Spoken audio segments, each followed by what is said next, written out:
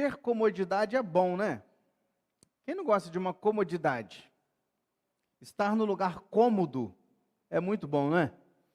Você poder se sentar e deitar num sofá cômodo, ali se acomoda, assistir uma televisão de boa qualidade, nos calores estar ali no ar-condicionado, né? No verão poder ter uma piscina para você se lançar, ou no inverno poder ter um lugar quentinho para você estar junto ali na sua cama. Ter comodidade é muito bom. Cômodo, estar cômodo, né? É uma coisa que todo ser humano busca. Trabalha para ter cada vez mais comodidade, né? Compram carros que trazem mais comodidades, melhoram suas casas para ter mais comodidade, enfim, né? Investem em várias coisas para ter o quê? Mais comodidade. A verdade é que a comodidade, ela é muito boa, mas a comodidade também pode fazer, ou nem sempre tem comodidade, mas existem os acomodados, que é diferente de ter comodidade. Quando eu penso em comodidade, outras duas palavras me vêm à mente: o acomodado e o incomodado. Por quê? Porque eu posso ter comodidade, mas mesmo assim estar incomodado e não permitir que aquilo me entre na rotina. Eu fico incomodado mesmo na comodidade. Eu busco outras coisas para fazer, eu saio, eu procuro, eu corro atrás, enfim, eu não fico parado na minha comodidade. Em contrapartida, existem pessoas que nem têm comodidade, mas estão acomodados, né? E está tudo bem. Se choveu, está bem. Se molhou, está bom. Se não molhou, se tem o sol. Existe o acomodado e o incomodado quando a gente pensa nas comodidades. Porque o grande desafio é ter comodidade e ser incomodado, a fim de sair da zona de conforto, muitos momentos, na busca de algo mais. Por exemplo, quando a gente pensa na igreja, instituição, organização, é muito bom ter comodidade. Você vir para cá, por exemplo, num calor que está fazendo hoje, você tem um ar-condicionado, né? Você está tudo aí de blusa hoje, aí assim, segurando, por quê? Porque está geladinho, não é verdade? É bom ter uma cadeira que, embora não seja acolchoada, mas ela te dá uma comodidade, você está bem aí. Tem uma sala para sua criança, para o seu filho ficar, enquanto você pode estar adorando ao Senhor aqui, o seu filho está adorando lá, na linguagem dele, está aprendendo. Não é bom ter isso? Não é bom você chegar numa igreja que tem equipamentos bons, que tem uma palavra boa, que tem um louvor agradável, que tem televisão para você acompanhar, que tem até transmissão do culto se você precisar faltar. Não é para você ficar em casa, é porque se um dia você precisar faltar, olha, o culto está lá passando na sua casa. Você consegue, não é bom ter essas comodidades?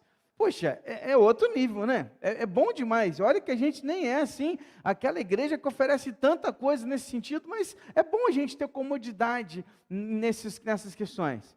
Mas, ao mesmo tempo, essa comodidade às vezes se torna um problema. Por quê? Porque há muitos cristãos que estão acomodados. Quem que é o acomodado? É aquele que chega e vê tudo funcionando e não se põe à disposição para ajudar. Porque na cabeça dele, ele pensa assim: bom, neste lugar onde eu vou, chamado igreja, já tem gente trabalhando, gente fazendo, se está acontecendo é porque não tem problema, mal sabem ele os bastidores como é que são, né? Ninguém imagina a correria que dá. Se falar de escala então, meu irmão, troca um dia uma conversa com o Lucas. Você conhece um ser humano chamado Lucas Borsato Feijó? Troca uma ideia com ele depois sobre o que é montar escalas, né? O que é escalar, você vai ter ideia do que é a dificuldade.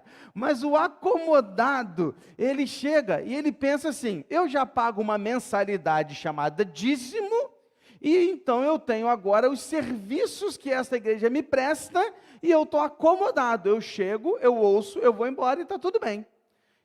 E muita gente pensa assim.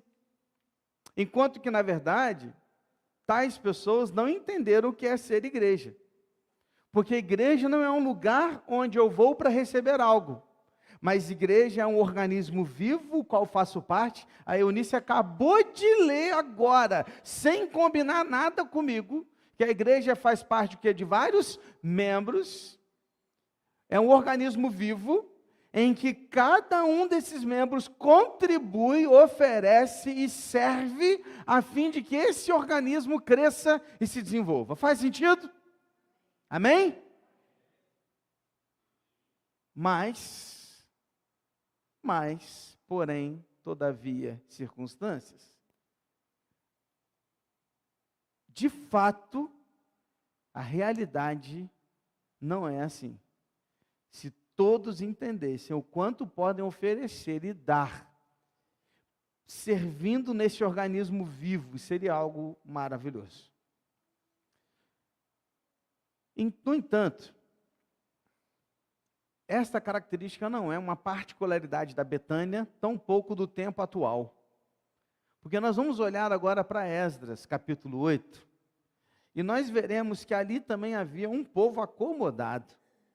Um povo que estava tranquilo, que estava cômodo para eles continuar onde eles estavam, e então muitos deles sequer levantaram-se para tentar fazer algo do qual Esdras estava convocando o povo. E eu quero entrar então no capítulo 8 com você. Por quê? Porque no capítulo 8, agora a gente falou na semana passada, que agora que Esdras entrou na história, até antes do capítulo 7 era apenas registros de Esdras falando sobre o que aconteceu antes, mas agora Esdras está na história. Esdras recebeu a missão de voltar para Jerusalém, sair aqui da Pérsia, da Mesopotâmia, e ir para Jerusalém, reconstruir, reformar todo o povo, não apenas o lugar, mas o povo também com relação à lei. E você vai se lembrar que Esdras, ele nasceu na Babilônia. Você lembra disso? Esdras nunca tinha visto o templo, nunca tinha ido a Jerusalém, não sabe até então na história aqui o que é Jerusalém. E Esdras agora, esse estudioso da lei, estudioso da palavra, ele então vai reunir um grupo de pessoas, que é a segunda caravana, para voltar para Jerusalém nesse período. E no primeiro momento, Esdras faz um alistamento de pessoas que querem voltar com ele. O registro está no capítulo 8, versículos de 1 a 14. Eu vou ler apenas o versículo 1, que diz assim: estes são os chefes de famílias e esta é a genealogia dos que voltaram comigo da Babilônia no reinado do rei Artaxerxes, 2 pontos. E aí, 2 pontos. Do versículo 2 ao 14, ele vai listar os líderes de cada família, que são 18, e na somatória de todos que vieram junto, deu 1515. Ou seja, Esdras chamou 18 líderes, 18 homens importantes das suas famílias, dos seus clãs, e esses 18 homens conseguiram levantar 1515 outros homens, ou melhor, 1515 na totalidade deles, Ou seja, com os 18 deu 1515, eu não vou fazer essa conta, mas é 1515 no total, tá? Homens mais as mulheres e crianças. Beleza? Então essa quantidade de pessoas foi que se levantou para voltar com Esdras para Jerusalém. Perceba que interessante, Esdras não alistou e não convocou os 1515, ele convocou 18. Os outros 18 é que conseguiram trazer 1515. Quem sabe 18 pessoas dessa igreja conseguem trazer 1515 para cá, hein? Eita glória! Já imaginou? Quantas pessoas você tem levado para a igreja do Senhor, queridos? Talvez não precise ser 1515, mas você já levou uma pelo menos? 2, talvez? Quanto tempo de crente você tem? Não é possível que em 30 anos de crente, 20, 10, até 5, você não tenha conseguido falar do evangelho para ninguém. Não é possível que você não tenha influenciado ninguém a respeito da fé que você tem em Cristo Jesus. 18 homens levaram e levantaram outros para chegar à totalidade de 1515, mais as suas mulheres e crianças. Estamos juntos até aqui?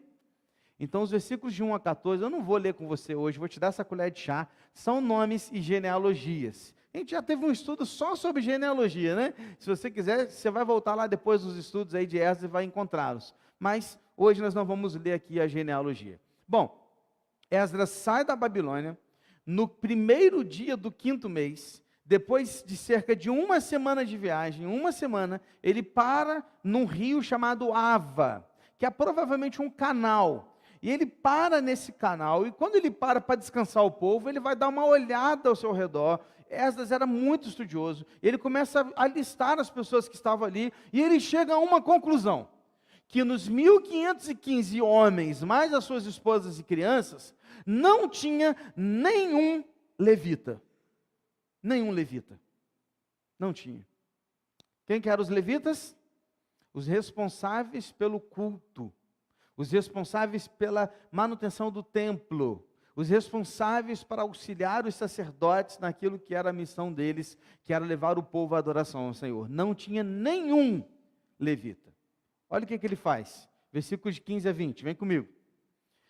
Eu os reuni perto do rio que corre para Ava, onde ficamos acampados 3 dias, atentando para o povo e para os sacerdotes, e não tendo achado nenhum dos filhos de Levi, mandei chamar Eliezer, Ariel, Semaías, Einatã, Jaribe, Eunatã, Natã, Zacarias e Mesulão, os chefes, bem como Joiaribe e Eunatã, que eram sábios.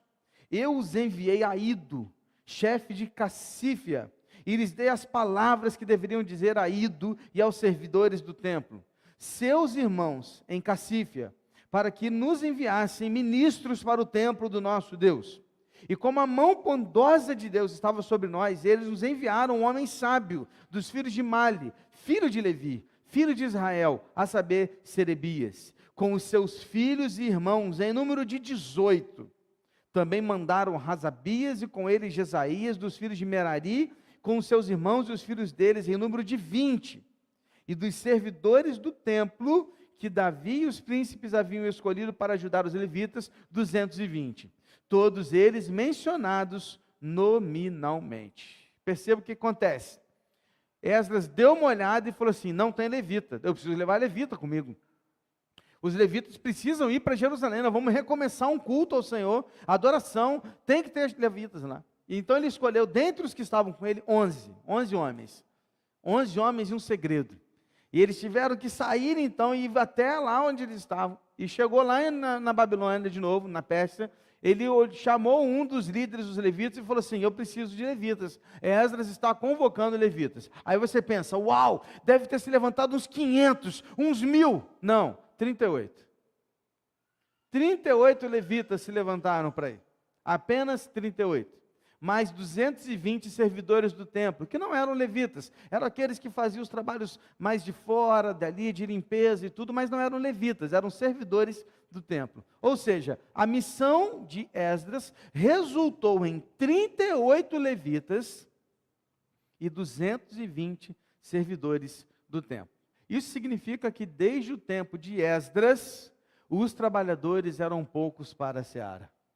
O que significa que a grande maioria preferiu ficar acomodado na Mesopotâmia, que incomodado para sair e ir a Jerusalém. Preferiram ficar na comodidade. Já estavam ali, já tinham seus negócios, já tinham suas famílias, suas casas, estavam bem aqui. Eu para Jerusalém fazer o quê? Estou bem aqui. Tem uma vida legal aqui. Aqui está o centro do mundo. Eu vou sair do centro do mundo para ir para Jerusalém, destruída, derrubada, sem muros, sem nada. Estou bem aqui. A grande maioria ficou aqui. Sabe por quê? Porque quando Deus convoca, são poucos aqueles que dizem sim ao chamado do Senhor para aquilo que Ele tem a fazer. É por isso que numa igreja de 230, 250 pessoas como é a nossa, nós temos 40, 50 pessoas trabalhando assiduamente, enquanto os outros 200 estão apenas frequentando. A grande questão, queridos, é que o Senhor nos chama a incomodar. A gente precisa se incomodar. Se incomodar. Olhe para a sua vida e pergunte-se: como está o seu relacionamento com Deus, seu relacionamento com a igreja do Senhor? Você se identifica como um acomodado ou como um incomodado? Como você se encontra hoje? Porque o acomodado não se coloca à disposição para nada, quer ser servido e sempre acha que qualquer mudança é ruim. Mas o incomodado está disposto, pronto a fazer mais pelo reino de Deus, busca o tempo todo servir mais e melhor ao corpo de Cristo. Por quê? Porque é melhor estar incomodado a fim de buscar aquilo que o Senhor quer. Porque vamos falar sério, é melhor estar acomodado. Seria melhor você chegar para o culto de domingo e estar bem acomodado numa cadeira e não ter que ficar passando os irmãos da recepção olhando para ver onde tem lugar e pedir para você sair, porque é um incômodo sair do seu lugar para um visitante que chegou atrasado, não é? Mas é melhor ser incomodado, porque tem pessoas chegando nessa igreja para ouvir a palavra de Deus, sim ou não, irmãos? Mas quantos estão dispostos a quando passar o irmão da recepção, cutucar ele, falar, você está procurando lugar? Se procurar, não, usa o meu. Porque muitas vezes as bolsas tomam os lugares das pessoas. A questão, queridos, é que nós precisamos nos incomodar e poder fazer mais. Fazer mais. Se Esdras chegasse aqui hoje e começasse a convocar voluntários para um trabalho de reconstrução e reforma para o Senhor, quantos estariam dispostos a ir com ele? Se você pensou em estar disponível, querido, pense bem, porque a missão é aqui, é agora. Coloque-se à disposição do Senhor, porque a convocação não é para ir, muitas vezes é para ficar. Sabe por quê, queridos? É muito engraçado como é que tem gente disponível para fazer uma viagem missionária, mas não entende e não atende o chamado por um evangelismo de rua na sua igreja. Aí quando fala assim, vamos fazer uma viagem para o Amazonas, um monte se levanta, eu quero ir. É para Angra, eu quero ir. É para aqui na Califórnia. Não, deixa outro ir, tá legal. Aqui, fazer o quê aqui? Todo mundo me conhece aqui, lá ninguém me conhece. É interessante como pessoas estão dispostas a entrar dentro do ônibus de madrugada e ir para Cristolândia, em São Paulo, servir durante um dia num fedor que é a Cracolândia. Você não tem ideia, você que ainda não foi. Mas não se coloca à disposição para atender aqui, aqueles que estão sendo recebidos, e podemos fazer mais. Eu não consigo entender como pessoas largam tudo da sua casa para ir para Brumadinho, Mariana, Rio Grande do Sul para ajudar, mas não conseguem se levantar para ajudar o irmão que está do lado. Eu não estou aqui dizendo para você não ir, querido, você deve ir, tá? Mas não tem sentido você querer ajudar o que está a quilômetro de distância, se aquele que está a 2 metros de você está sofrendo, e você sequer olha para o lado. Sabe por quê? Porque a gente está acomodado.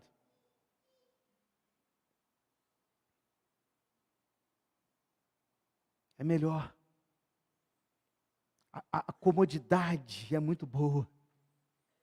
Por quê, pastor? Porque se eu ajudar o cara lá, quando eu vier embora, ele nem sabe quem eu sou, mas se eu ajudar o cara aqui, ele vai lembrar de mim, ele vai me pedir toda hora. Eu falei, e daí?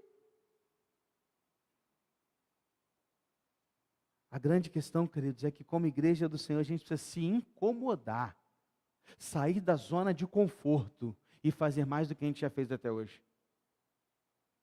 Se incomodar ao ponto de se levantar para cumprimentar uma pessoa que você nunca viu. Se incomodar para sair do seu grupinho de conversa depois do culto e encontrar pessoas que você nunca viu e começar um novo relacionamento com pessoas que você não conhece. Sim.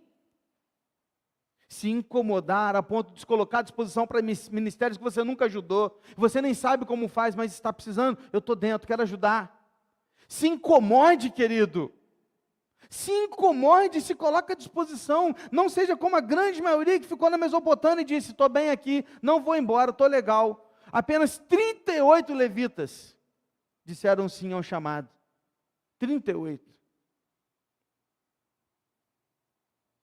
A questão, queridos, é que o reino de Deus não é de evento em evento, mas é diariamente com nossa doação sincera que gera adoração a Deus. É nas pequenas coisas de todos os dias e não nas grandes coisas que acontecem uma vez ao ano. Porque tem o crente de evento em evento, de congresso a congresso, de conferência a conferência, de life a life. E tem aqueles que estão aqui diariamente, servindo nas pequenas coisas. Que tipo de crente você tem sido hoje? Um acomodado ou um incomodado? Diante de tantos desafios que nós temos por fazer. Esdras Não queria que essa jornada fosse uma jornada qualquer, uma jornada apenas de viagem, de passeio. Não, não era uma jornada apenas para voltar para casa, era uma jornada espiritual. E ele precisava fazer o povo entender o propósito daquilo. E aí ele toma uma atitude. Vem comigo, versículos 21 a 23 mostra a atitude que Esdras tomou. Então ali, junto ao rio Ava, proclamei um jejum para nos humilharmos diante do nosso Deus, para lhe pedirmos uma boa viagem para nós, para os nossos filhos e para tudo que era nosso. Porque tive vergonha de pedir ao rei exército e cavaleiros para nos defenderem do inimigo no caminho. Porque já lhe havíamos dito, a mão do nosso Deus está sobre todos os que o buscam para o bem deles, mas a sua força e a sua ira são contra todos os que a abandonam. Assim, nós jejuamos e pedimos isto ao nosso Deus, e Ele nos atendeu. Amém, queridos? Olha essa frase, a mão do nosso Deus está sobre todos os que o buscam, para o bem deles, mas a sua força e a sua ira são contra todos os que o abandonam. Há duas ênfases aqui que nós precisamos dar uma atenção especial nesse bloco de versículos. A primeira ênfase é a fé e a confiança que Esdras tinha em Deus. É muito, muito especial, é espetacular, é fantástica. Quando a gente olha para aquilo que Esdras decide fazer, você não consegue imaginar a tamanha fé desse homem. Irmãos, como eu tenho ficado encantado cada vez mais que eu estudo a vida de Esdras. Esdras tinha direito de pedir uma escolta armada. Ele não estava indo para Jerusalém fugitivo, ele estava indo com a recomendação de quem? Do rei. O rei escreveu uma carta, selou com seu anel e fez com que ele levasse, ele estava indo recomendado pelo rei. Ele podia ter pedido uma escolta armada, mas ele não pediu, sabe por quê? Porque ele disse para o rei que a boa mão do Senhor estava sobre ele. Isso significava, o Senhor está nos protegendo, o Senhor está nos guardando. Meus irmãos, eram milhares de judeus sem qualquer experiência de combate, levando consigo uma fortuna em ouro e prata, sendo liderados por um estudioso, não um guerreiro. Não era Josué que estava à frente, queridos, era Esdras. Esdras era um estudioso, um letrado, era um homem dos livros, era um homem do conhecimento, não era um homem das espadas, não era um guerreiro, não era estrategista. O líder daquela caravana era um homem dos livros.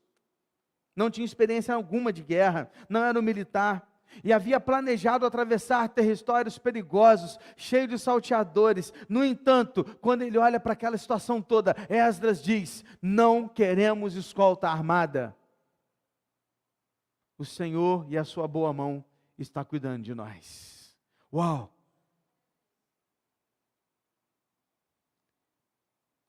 Queridos, Esdras demonstra o quanto ele confiava no Senhor, o quanto a sua fé era genuína. Deus não precisa da sua ajudinha, apenas da sua entrega e da sua dependência. Ele só quer que você confie, que você tenha fé. Como está a sua fé, querido? O quanto você está confiando em Deus hoje? Qual é o nível de confiança que você tem com Deus hoje? Ou você está tentando dar uma ajudinha para o Senhor? Ou você está orando, e ao mesmo tempo que você está orando, você está falando assim: Deus, mas olha só, o melhor jeito é esse aqui. Ó Senhor, mas a maneira correta é essa aqui. Senhor, então me dá isso aqui que eu sei que vai resolver o problema. Esdras não tentou dar uma ajudinha para o Senhor. Esdras olhou para a situação e falou assim: Senhor, estamos indo desarmados, não temos ninguém aqui militar, cheio de tesouros, ouro e prata, toneladas de ouro e prata, estamos carregando, cheio de homens, mulheres e crianças que não sabem lutar, mas o Senhor, é o Senhor que nos chamou, e nós não vamos parar, nós não vamos desistir, nós vamos continuar, porque a boa mão do Senhor está sobre nós, porque nós o buscamos. Amém, querido? Querido, confie no Senhor, confie no Senhor.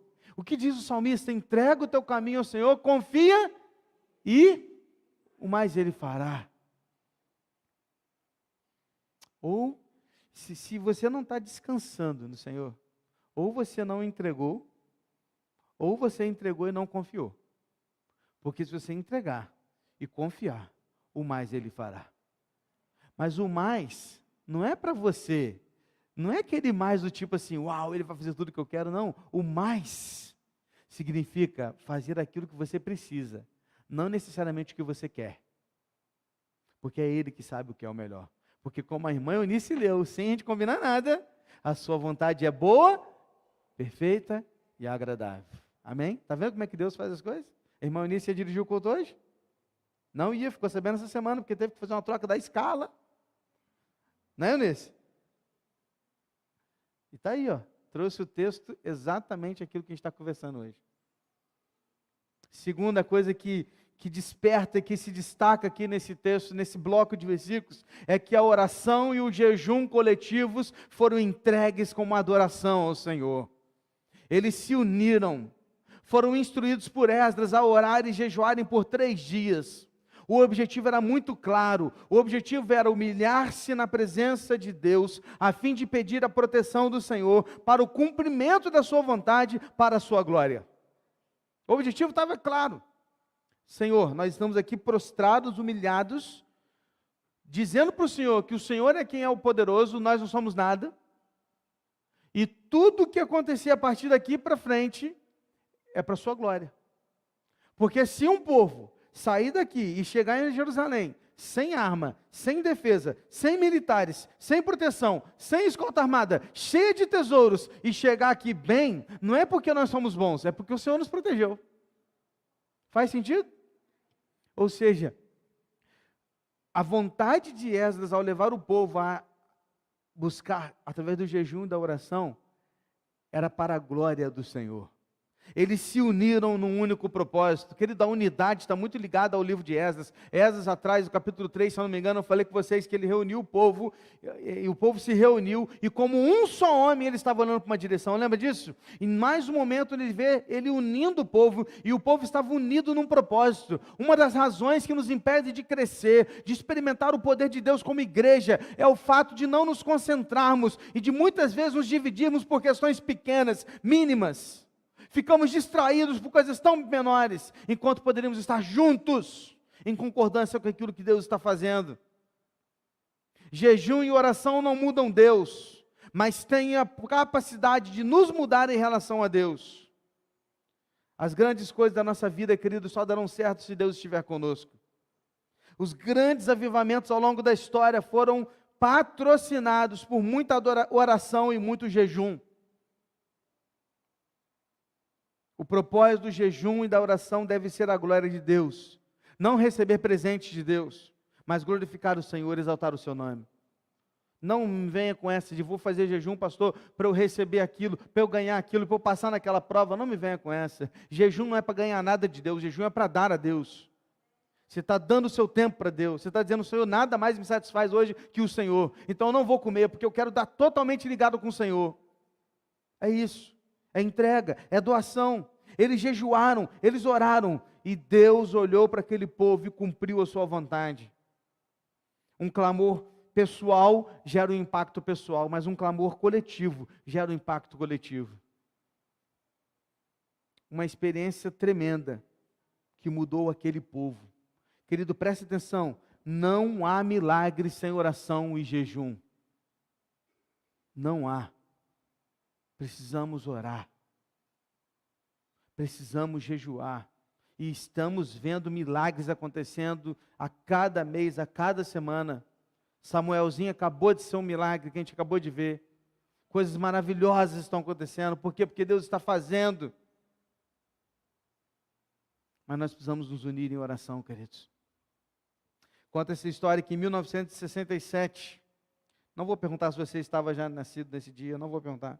Mas em 67, vice-presidente da organização de Billy Graham, registrou um artigo numa revista chamada Christian Life. E ele estava falando naquela revista sobre o grande avivamento na Indonésia, que estava acontecendo naquele ano, em 67. E ele disse assim, aquilo que o Espírito Santo está fazendo na Indonésia hoje em dia, é mais do que qualquer outra coisa. Um outro capítulo acrescentado ao livro de Atos, disse ele. A Sociedade Bíblica da Indonésia, naquele ano, informou que em 4 anos consecutivos, eles saltaram de 30 mil cristãos para 100 mil cristãos. E os efeitos na vida daquela igreja foram extraordinários. A igreja se revelou uma vida vibrante, a igreja demonstrou amor pela Bíblia e pelo Senhor, aquela igreja teve uma nova vida de comunhão, um núcleo de obreiros cristãos, aberta ao Espírito Santo e ao mover que ele estava fazendo, e se apresentava como um notável impacto religioso. O resultado daquilo, sabe por que começou? Com jejum e oração. Eu confesso que por muito tempo eu defendi a ideia de que o jejum deveria ser algo pessoal, individual e secreto. Como tem outros textos que falam a respeito disso.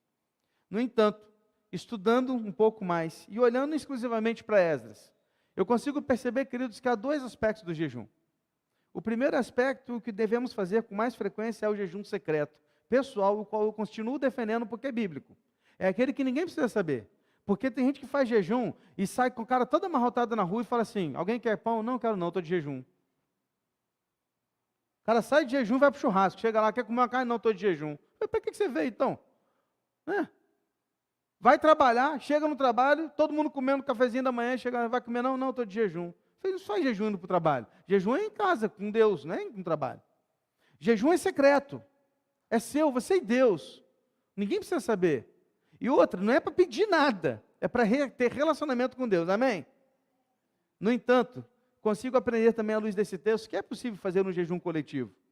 Não para receber algo também, com o mesmo propósito, a adoração a Deus.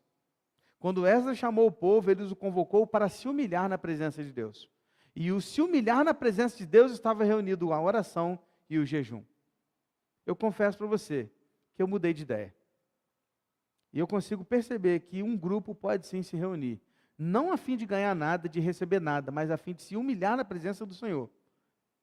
Sem fazer estardalhaço, sem fazer propaganda, apenas para se reunir e se humilhar na presença do Senhor. Juntos, na intenção de que a glória de Deus seja vista. E o nome dele seja exaltado. Amém, queridos? Os versículos 24 a 30 falam sobre 12 sacerdotes escolhidos por Esdras, que foram escolhidos para cuidar dos tesouros. Eu não vou ler também esses versículos aí, porque eles falam muito mais de nomes.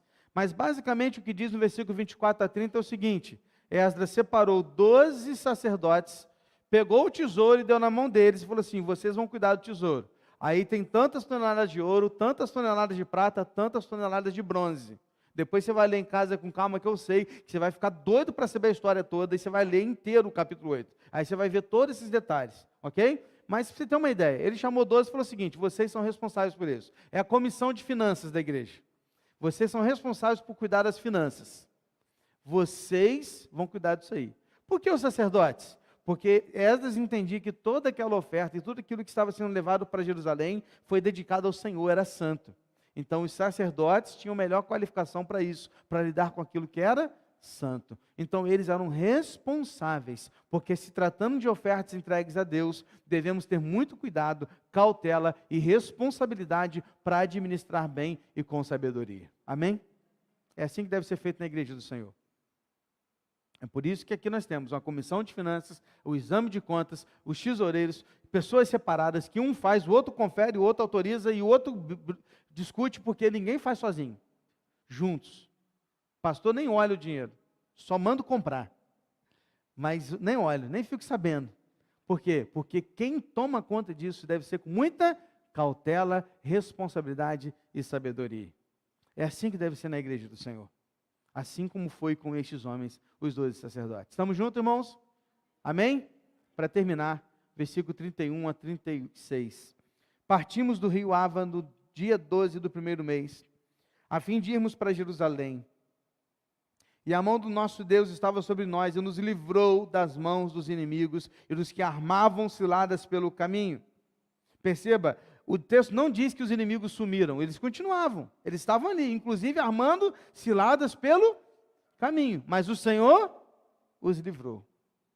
O inimigo não foge, querido, o inimigo continua aí atrapalhando, só que o Senhor é aquele que tem condição de nos livrar deles, amém? O texto continua: chegamos a Jerusalém, descansamos 3 dias. No quarto dia pesamos no templo do nosso Deus a prata, o ouro e os objetos, e os entregamos a Meromote, filho do sacerdote Urias. Com ele estavam Eleazar, filho de Finés, os levitas Josadabe, filho de Jesua, e Noabias, filho de Binuí. Tudo foi contado e pesado, e o peso total foi imediatamente registrado. Olha a fidelidade, a cautela e a lisura com aquilo que é do Senhor. Continua, os exilados que voltaram do cativeiro ofereceram holocaustos ao Deus de Israel, 12 novilhos por todo Israel, um para cada tribo, 96 carneiros, 77 cordeiros, e como oferta pelo pecado, 12 bodes, um para cada tribo, tudo em holocaustos ao Senhor. Então deram as ordens do rei aos seus sátrapas, aos governadores da região deste lado do Eufrates, e estes ajudaram o povo na reconstrução da casa de Deus. O que aconteceu para a gente fechar aqui? Eles percorreram cerca de 1.500 quilômetros ao longo de 4 meses. A boa mão do Senhor os protegeu durante todo o caminho e finalmente chegaram livres em Jerusalém. Fizeram 4 coisas chegando lá. Presta atenção. O que eles fizeram? Primeiro, eles descansaram. Queridos, às vezes, a coisa mais espiritual que você tem para fazer é descansar. A gente tem um péssimo hábito de achar que enquanto a gente está fazendo, a gente está dando, está fazendo, a gente está adorando.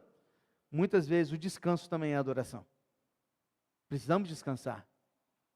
Precisamos parar um pouquinho, recuperar o fôlego. Como eu disse, o cansaço muitas vezes nos leva a desistir. Mas quando a gente está cansado, a gente tem que descansar, não é desistir. Então descanse. Descanse, porque isso também é necessário. Segunda coisa, sabe o que eles fizeram? Eles prestaram conta. Os sacerdotes levaram os tesouros e tudo foi inventariado, contado, pesado, tintim por tintim, não por uma pessoa, por vários sacerdotes que tinham responsabilidades.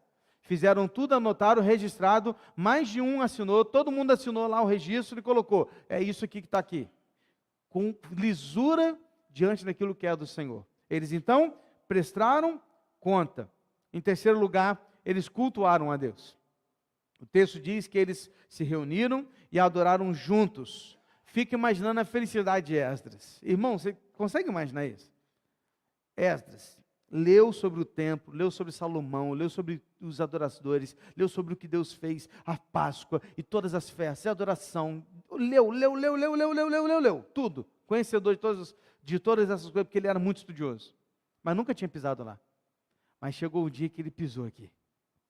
Ele estava em Jerusalém. Agora, ele não apenas tinha ouvido falar ou lido a respeito, ele estava experimentando aquele culto verdadeiro do povo de Deus, ofertando e oferecendo holocausto e sacrifícios ao Deus vivo. Queridos, que coisa maravilhosa. Você consegue imaginar isso?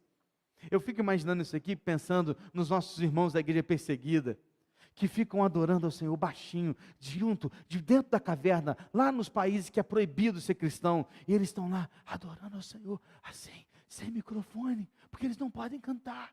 Eu fico imaginando um cara desse chegando na igreja, chegando no céu, e ele podendo cultuar, celebrar, gritar, pular de alegria diante do Senhor, dando ao Senhor toda a adoração que Ele merece. Querido, você consegue imaginar isso? Eu acho que é mais ou menos o que Esdras experimentou. Antes ele não podia fazer, mas agora ele estava ali vivenciando toda a adoração que ele havia estudado. E por fim, ele cumpriu o combinado com o rei. Depois de fazer tudo, presta atenção, ó. Primeiro ele prestou contas a Deus. Ele descansou, acertou as ofertas, cultuou. Depois desses 3 passos, ele foi prestar conta ao rei. Porque ele levou uma carta, lembra? Uma carta, não é uma carta de papel, mas um pergaminho. Ele pegou o pergaminho, reuniu os líderes, os governadores e os sátrapas, que eram um tipo de vereador, deputado, mais ou menos, para você ter uma ideia, não é exatamente isso, só para você ter uma ideia, dos povos que moravam aqui em Jerusalém, perto de Jerusalém, reuniu eles e falou assim, ó, essa carta aqui é para vocês. Aí eles pegaram e leram a carta. O rei Artaxerxes envia Esdras, tal, que todo mundo ajude ele, e quem não ajudar vai ser punido com morte, lembra disso? Eles leram a carta. E diz o texto que todos os governadores dos povos apoiaram e ajudaram Jerusalém. Esdras saiu da Babilônia com a lei de Deus no seu coração, com a carta do rei nas suas mãos e a mão de Deus sobre ele. Não é à toa e não é de se admirar que a sua missão tenha sido um sucesso. Ou seja, conheça a palavra, obedeça a palavra, seja honesto e íntegro na sua vida, no que você faz. Dependa da graça e da misericórdia do Senhor, porque a boa mão do Senhor está sobre o seu povo, sobre aqueles que os temem. Amém? Dependa totalmente do Senhor.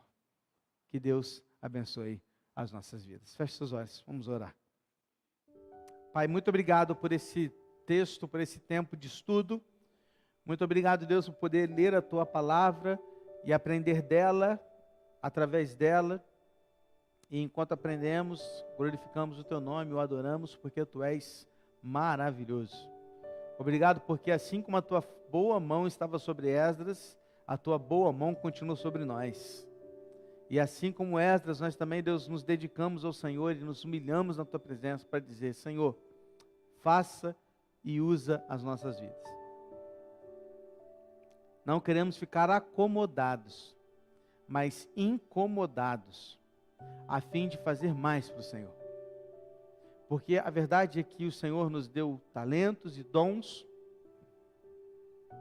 nos deu conhecimento, a fim de que tudo isso seja usado na tua casa. E haverá um dia que nós estaremos diante do Senhor, prestaremos conta, como esses homens prestaram conta lá no templo, nós prestaremos conta ao Senhor. Deus, não permita que a gente chegue diante do Senhor e ao prestar contas o Senhor nos diga: você não fez tudo isso que eu te pedi para fazer. Mas que a gente se incomode, a ponto de olhar para o próximo e fazer mais pelo outro, a fim de glorificar o teu nome. Incomode-nos.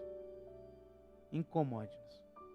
Queremos estar incomodados, no sentido de querer fazer mais. Ao mesmo tempo que estamos bem acomodados como igreja do Senhor neste lugar. Mas que sim, olhemos para fora e seja um desejo nosso alcançar mais e mais vidas para a glória do Senhor. Que como aqueles 18 líderes, a gente também seja assim. A gente saia por aí, alistando pessoas e trazendo pessoas para o teu reino, para a tua glória, para o teu louvor. Nos dê uma semana abençoada e que juntos estejamos nos próximos encontros da nossa igreja, culto de oração, células, culto de estudo, de manhã na nossa ceia, à noite no culto de gratidão, domingo, por um ano já neste lugar. Obrigado, Deus, por tudo que o Senhor está fazendo. Nós oramos agora, no nome precioso de Jesus. Amém, Senhor. Que Deus abençoe a sua vida. Estamos despedindo do culto dessa noite.